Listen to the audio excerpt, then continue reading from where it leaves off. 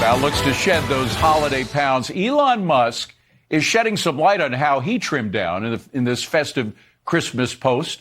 The Doge co-chair crediting Mounjaro for his slimmer figure. But is it safe for doctors to be recommending these diabetes drugs for weight loss? NYU School of Medicine Associate Professor Dr. Devi Nampiaparampil joins me now. Dr. Devi, great to see you. Thank you very much. Happy New Year if I don't see you before then. Are these drugs safe to be used just for weight loss? I know a lot of them are diabetes and weight loss is an added benefit to them. But if you're just out to lose weight, is it safe to use these drugs?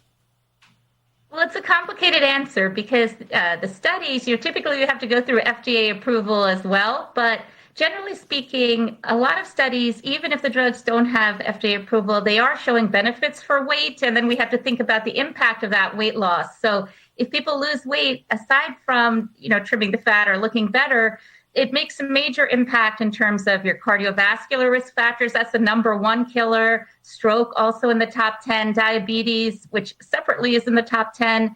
And anecdotally, I see patients who have improvements in terms of their arthritis and spinal disorders, which can also be related to weight. But generally speaking, we do have to stick with the FDA approvals. And on top of that, I think one of the issues is that we need to look also at the risks. The more studies that are being done, we're seeing not only the benefits, but the risks. There are new adverse effects and side effects being added. And there's kind of a shortage of not only the drugs, but also some of these long-term safety studies. Well, one of the risks that I've talked about with a couple of doctors is that not only does it trim fat, but it can also have an effect on your muscles. That is, while taking away some fat, it could take away some muscles. And that's a problem. That could be a problem for your joints. That could be a problem for all those things that muscles are built to protect, right? Exactly. I mean, there's no substitute for diet or exercise. So if we talk about what RFK Jr. is saying, you really need the diet and exercise. Now, in the studies, they're also combining the medications with diet and exercise. But, there could be other added effects that we're not aware of as well in terms of the muscle. So we need some more studies on that. Is it being overprescribed, though, for weight loss? Inform on your fellow doctors, perhaps, but is it being prescribed too easily for folks who maybe would do better just dieting more and exercising more?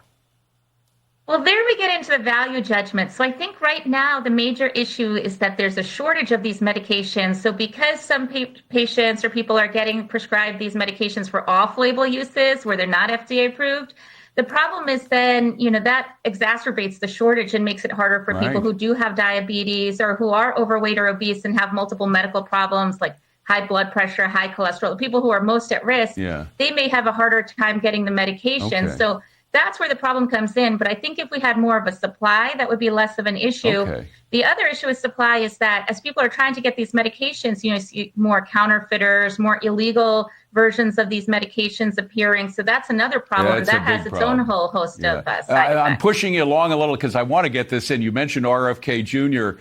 He's the nominee for HHS secretary. He's sort of telegraphed out that he's against these TV ads for prescription medicines that you see almost constantly these days. We have too short a period of time, only 30 seconds. But where do you stand on that issue? Right. So I'm generally a free speech advocate, so I'm cautious about putting limits. But I think he brings up a good point that is all this advertising really making us healthier, or is it maybe causing people to demand medications that are not as helpful for them and instead of alternatives that may be more useful? So we really need to look at the effects of those ads on what people are doing. Is it bringing more attention to something and improving health, or is it clogging up the healthcare system? He talks about making America healthy again. Generally speaking, what do you think of his nomination? Quickly. I'm in favor of it. I think he's really got his finger on the pulse of, people's dissatisfaction with doing things the traditional way. And we need somebody with an air of skepticism to look at the way we've been doing things. We need more skepticism. Dr. Devi, we got to leave it at that. Thank you so much. Have a wonderful new year. Well, wicked weather causing a flightmare for